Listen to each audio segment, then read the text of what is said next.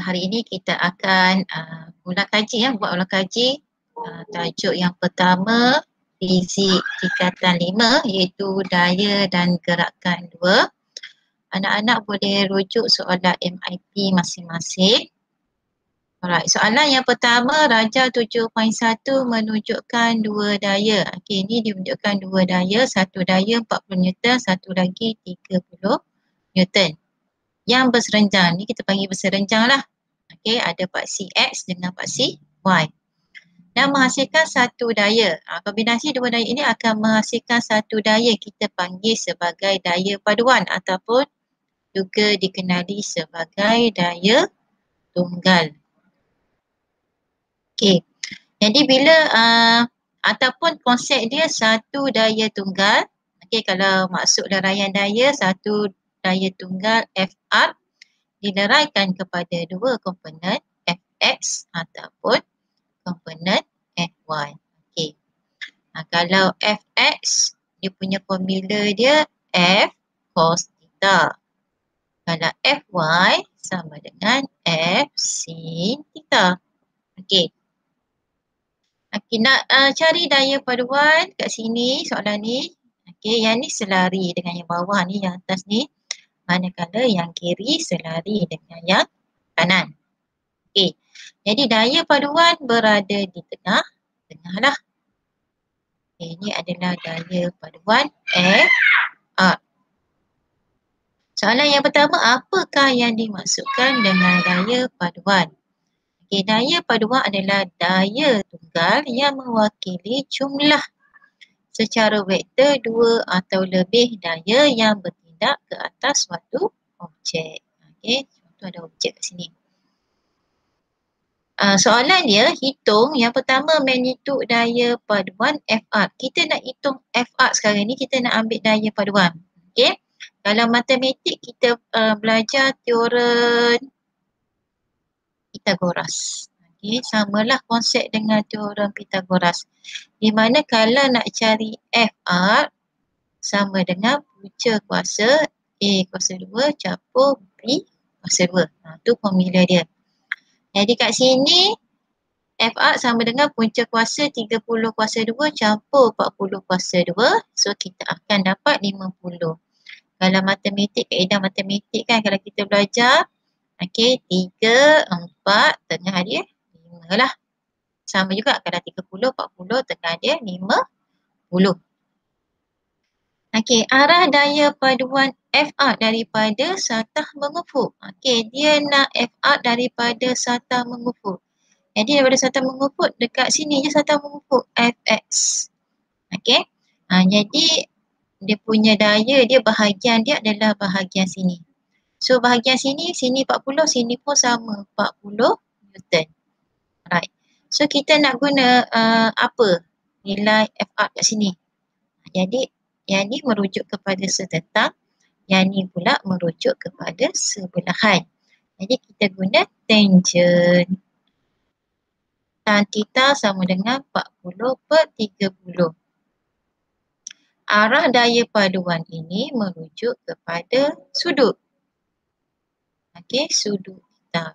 So, termasuk formula arah sama dengan tan theta 40/30. Okey, jadi shift tangent. Kita panggil tan theta sama dengan tangent kuasa negatif 1 40/30. So dapat 53.129 darjah. Yang ni satu markah, ni markah yang kedua. Sama juga lah yang ni. Yang ni markah pertama, markah dengan unit, markah yang kedua.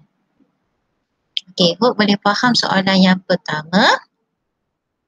Kita tengok soalan yang kedua. Raja 7.2 dan Raja 7.2A, 7.2B menunjukkan dua kaedah. Ada dua kaedah P dan Q. Okey, kaedah P dan kaedah Q untuk menolak masing-masing refer kepada menolak. Okey, tolak dua buah mesin rumput yang berjising. Okey, jising mesin rumput M sama dengan 16 kg. Ini pun sama, M sama dengan 16 kg. So nak cari W, W sama dengan mg. M 16 darab 9.81. Okey. Apa lagi kita ada? Daya. Kita ada daya ni. Okey. Daya tolakkan ni adalah 80 Newton. F 80 Newton. Ini pun F sama dengan 80 Newton. Okey, so sekarang ni dia tarik pada sudut. Okey, sudut kat sini merefer kepada paksi Y. 35 darjah. Sini pula sudut dia besar iaitu 55 darjah. Soalan dia, tukar kabel itu menggunakan daya 80 Newton yang sama. Okey, yang sama betul lah. Ke atas pemegang mesin rumput. Hitung komponen daya Fy. Dia nak daya Fy. Fy merujuk kepada komponen paksi Y. Kalau paksi Y, kita belajar derayan daya Fy sama dengan F sin theta. So kita guna rumus ni lah, F sin theta. Okey, so masuk nilai 80 sin 35 darjah. Okey, yang Fy yang pertama ni 7.2A, 80 sin 35 darjah sebab sudut 35 dapat 45.886 Newton. Yang B pula Fy sama dengan 80 sin 55. So dapat 65.6532 Newton. Okey. So betul yang ni masuk nilai 1 markah, jawapan dengan unit markah kedua. Okey. Semuanya 3 markah. Yang ni betul jawapan dengan unit 3 markah. Itu daya yang bertindak. Okey, dia nak daya pula.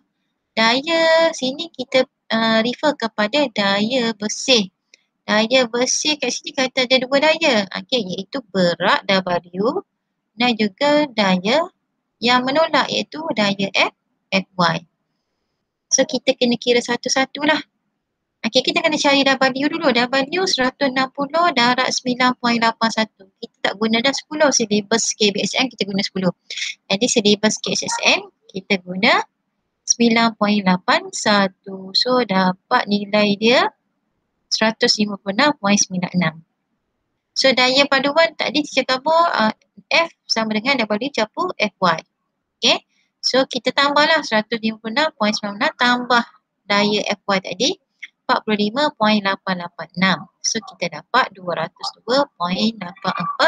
Boleh cuba darab Yang ni pula boleh cuba tambah darab 156.96 campur 65.32. So dapat 222.492. Jadi kita compare yang manakah yang lebih besar daya dia. Okey, daya 7.2B lebih besar sebab sudut dia besar. Cadangkan kaedah yang paling sesuai untuk memotong rumput lebih berkesan. Okey, lebih berkesan mestilah kita nak kuat. Tolakkan kuat. So, yang lebih berkesan adalah kaedah Q. Okey, Y sebab apa? Okey, bagikan satu sebab. Sebabnya menghasilkan, daripada pengiraan tu menghasilkan daya yang besar. Jadi jawapan dia daya paduan yang bertindak ke atas tanah lebih besar. Q lebih besar daripada B lah. Okey. Boleh faham soalan yang kedua, kita pergi soalan yang ketiga. Darjah 7.3 menunjukkan 150 kg.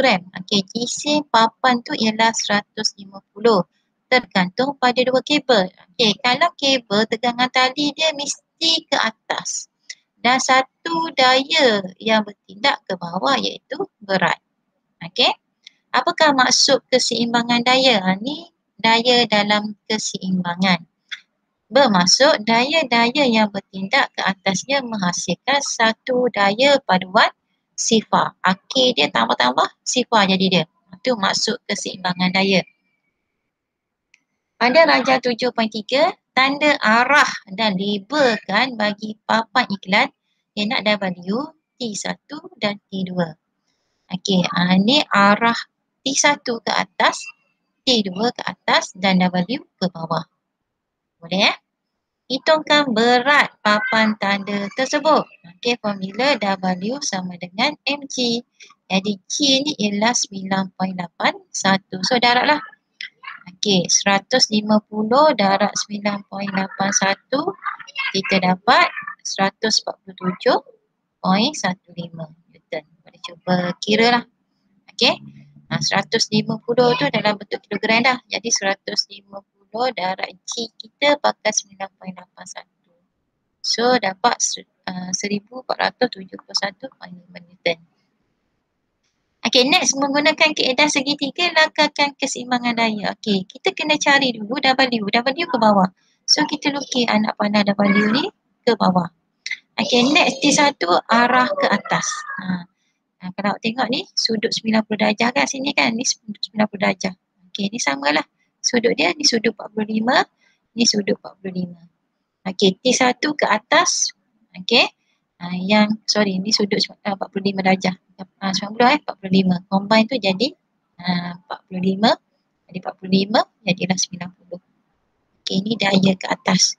So dalam bentuk segitiga macam ni rupa. Dia punya gambar rajah dia. Okey, 2 markah. Berdasarkan jawapan anda di C1 nyatakan hubungan. Okey, kita nak konsep dia daya berada dalam keseimbangan dan F net dia adalah kosong. Jadi apakah daya yang bertindak? Okey, kita ada 3 daya. W tambah T1 tambah T2 sama dengan sifar. Okey. So menunjukkan daya berada dalam keseimbangan. Okey, harap difaham konsep dia. Soalan yang keempat, darjah 7.4A menunjukkan 2 orang budak lelaki sedang menarik sebuah kotak yang besar. Okey, kalau tengok ditarik. Satu tarik ke kanan, satu lagi tarik ke kiri. Ni kiri. Kotak itu masih berada dalam keadaan pegung, tidak bergerak.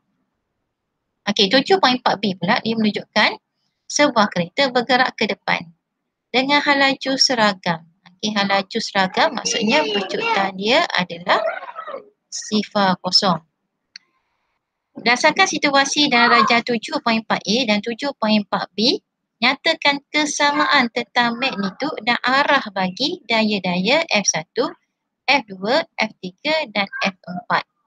Okey, magnitud dia samalah F1 sama F2, manakala F3 sama dengan F4.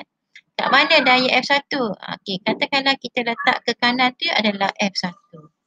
F1 sama dengan F2. Okey, maksudnya dia berada dalam keseimbangan kosong. Sini pun sama, F1 sama dengan F2. F3, okey. F3 ke atas ni pun sama, F3. Yang ni pula F3. Okey, F4, F4. Jadi sini pun samalah, ada daya ke bawah F4. Jadi bila berada dalam keseimbangan, F1 sama dengan F2, F3 sama dengan F4. Okey, arah pula, arah F1 sama dengan F3. Okey, F2 sama dengan F4. F1 sama dengan F2. Okey, kalau arah pula F1 sama dengan F3. Okey, arah F3 arah ke depan lah. Okey, yang ni F4 sama dengan F2 arah ke belakang. Bagaimanakah daya bersih bagi kedua-dua situasi itu? Berapa daya bersih? Konsep keseimbangan daya bersih adalah sifar. Okey. Berdasarkan jawapan 7.41 dan 7.42, namakan konsep yang terlibat. Kita panggil keseimbangan daya ataupun hukum gerakan Newton ketiga. Menyatakan bahawa jika ada daya tindakan, mesti ada daya tindak balas. Terangkan apa yang berlaku kepada pergerakan kereta itu apabila F3 lebih besar daripada F4.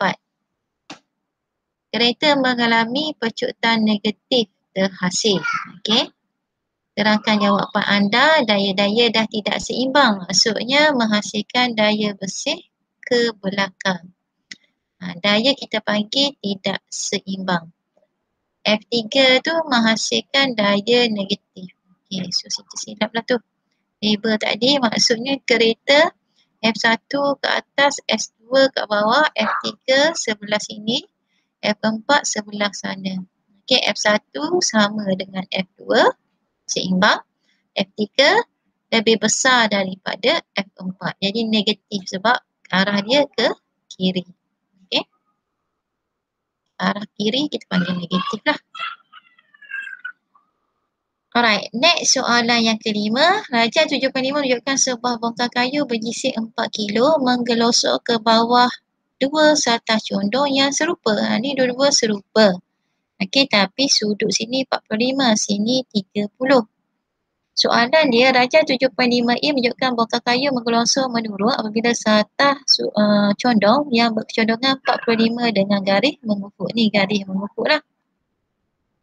Daya geseran Fg yang bertindak pada bongkar kayu pada kedua-duanya ialah 20 Newton. Okey, ada daya geseran yang terhasil. Dan okey, soalan dia, diagram 7.B show the wooden block stationary, okey, pada sudut 30 darjah. Okey, yang ni sudut 30 darjah. Apakah maksud daya geseran? Daya geseran ialah daya yang menentang gerakan pada dua permukaan yang bersentuhan. Berdasarkan rajah 7.5A, hitungkan komponen berat yang selari. Okey, nak cari komponen berat, formula kita W sama dengan mg. M tu kita bagi kat sini, dia bagi 4 kilo jisim objek tu. Darab dengan 9.81 kita dapat 39.24 Newton. Soalan dia nak komponen berat yang selari dengan satah condong iaitu Wx. Okey, so Wx sama dengan W sin 45 darjah. Okey, so kita ada Fy dengan Fx. Okay.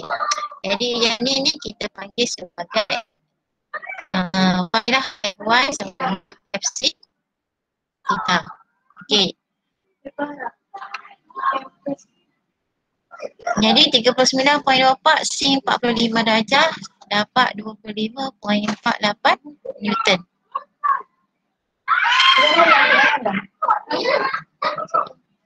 Okey, daya paduan yang bertindak ke atas bongkar kayu, daya paduan Fx tolak Fg. Okey, kita kena tolaklah dengan daya geseran. Jadi nilai yang kita dapat tadi, kita tolak daya geseran, kita dapat 5.48 Newton. Seterusnya hitungkan pecutan. Okey, pecutan sama dengan daya bahagi jisim. Okey, daripada formula F sama dengan F sama dengan MA. Jadi kita nak A sama dengan F per M. Okay, so nilai dia kita bagilah 5.848 bagi dengan jisim 4 kilo. Dapat 1.37 meter per saat kuasa negatif 2. C dengan menggunakan konsep daya terangkan mengapa bongkar kayu menggelosor menuruni satah condong apabila sudut kecondongannya ialah 45 darjah dan kekal bergun apabila sudut kecondongan ialah 30 darjah. Okey. Yang pertama dia dapat markah, jadi 4 jawapan. Bongkar kayu menggelosor turun ke bawah pada sudut 45 kerana daya komponen yang selari dengan cerun lebih besar daripada daya geseran. Yang kedua, menghasilkan daya paduan dan pecutan ke bawah.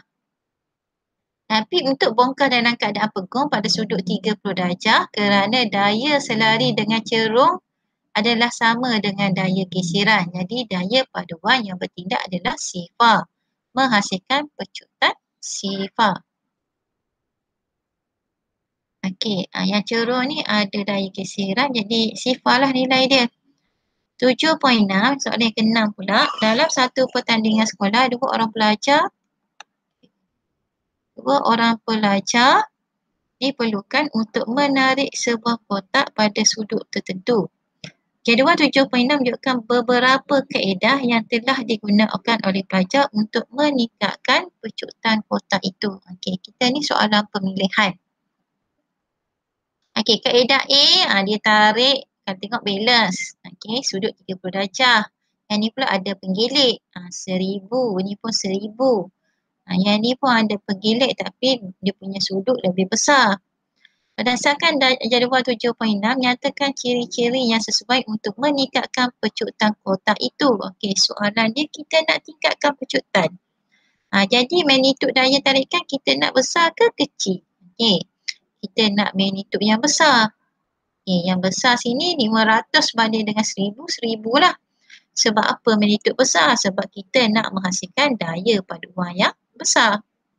Okey, sudut. Kita nak besar ke kecil? Kita nak sudut yang kecil. Okey, sebab apa sudut kecil?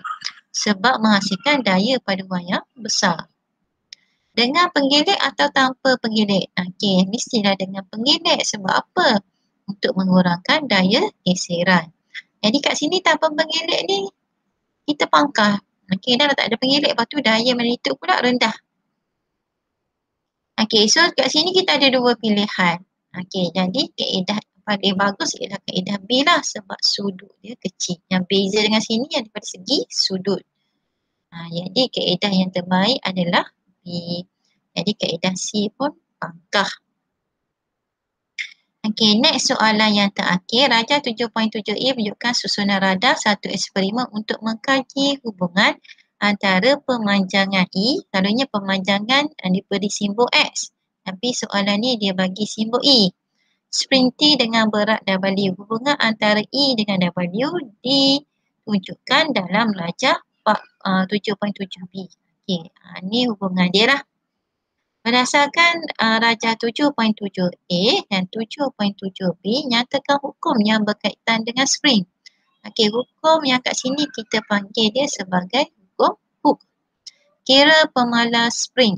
Okey, pemalas spring T sama dengan 10 bahagi 4. Pemalas spring ni refer kepada kecerunan graf. Okey, graf kalau awak tengok lepas saja 10 ni, okey, dia mengalami had kenyal. Jadi kita ambil yang segitiga 10 sebelum ni dekat sini ni. Okey, kat 10 ni. Jadi 10 bahagi 4 dapat 2.5 Newton per sentimeter.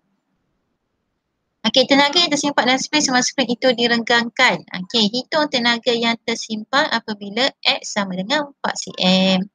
Jadi formula dia 1/2 darab Fe. Okey. Ataupun formula asas 1/2 sama dengan darab Fx. X tu merujuk pada soalan ni adalah E lah. Jadi masuk formula. Okey, 1/2 darab 10 darab 4. Okey, dapat 20 Joule. Satu spring yang sama dengan T ditambahkan kepada susunan radar pada rajah 7.7a. Susunan radar ini adalah seperti yang ditunjukkan pada rajah 7.7c. Okey.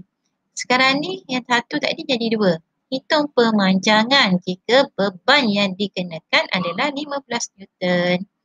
Okey, so kita nak cari E2 sama dengan 4 darab 15 bahagi dengan 10. Okey, kita nak pemanjangan 4 ni adalah nilai pemanjangan X. Okey, darab dengan E tadi. X lah E. Darab dengan 15 Newton F bahagi nilai E. Daya 10. Okey. Bagi dengan, ini load 2 Newton beban W. Okey. So maksud dia kalau E1 kalau 4 menghasilkan 10. Okey, berapakah kalau 15? Itu maksud dia, jadi 4 darab 15 darab silang bahagi dengan 10. So kita dapat 6 cm. Itu maksud dia, soalan dia. Okey, next 7.8 menunjukkan sebuah buaian spring yang dapat menampung jisim maksimum seorang bayi. Bayi ni jisim dia 4 kilo. Didapati spring buaya itu mematuhi hukum Hooke.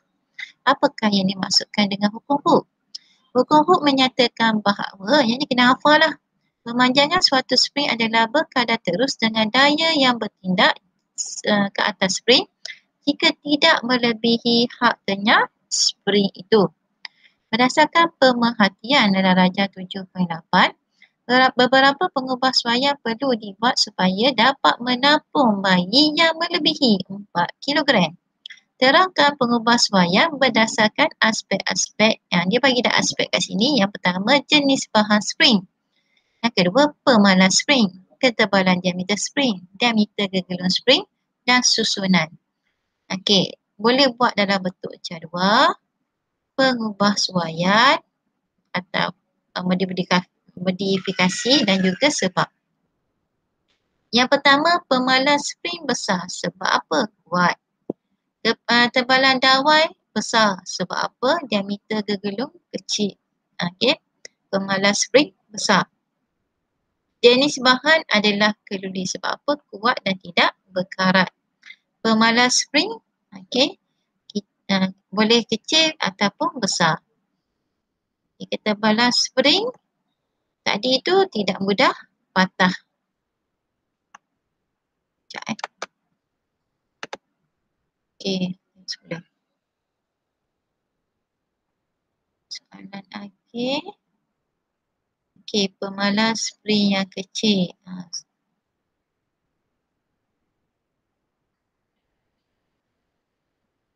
Okey, tidak mudah patah.